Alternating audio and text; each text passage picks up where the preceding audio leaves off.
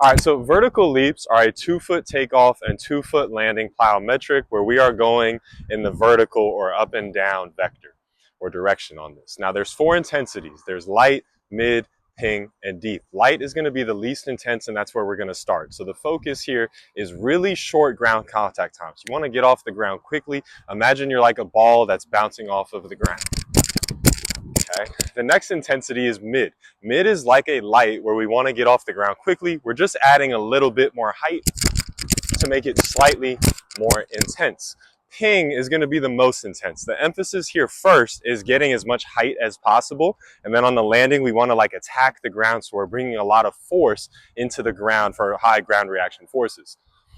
The second emphasis with it is you still want to get off of the ground quickly, but first and foremost, we want to cover as much height as possible. Okay, because we are adding or focused more on height, you are going to have slightly longer ground contact times, but you still want to get off the ground quickly. The fourth intensity here is deep.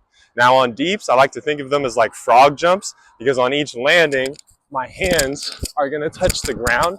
I'm going to be on the ground the longest with this, but as soon as those hands touch, you want to flow right into your next jump. Now, a couple of things to keep in mind on those light, mid, and ping plyometrics is number one, while I'm in the air, I'm pointing my toes up towards my shin, so that way my Achilles tendon gets a little bit of a stretch, and then when I hit the ground, it uncoils like a rubber band. Right? Notice how those toes are pointing up. What I'm not doing is I'm not bringing my leg up and kind of bending my torso back. I'll see people do that.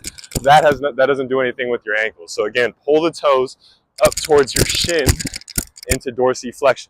The second thing, this is primarily coming from the ankles. You are getting a little bit from the knees, but all of these are pretty ankle driven with the exception of deep.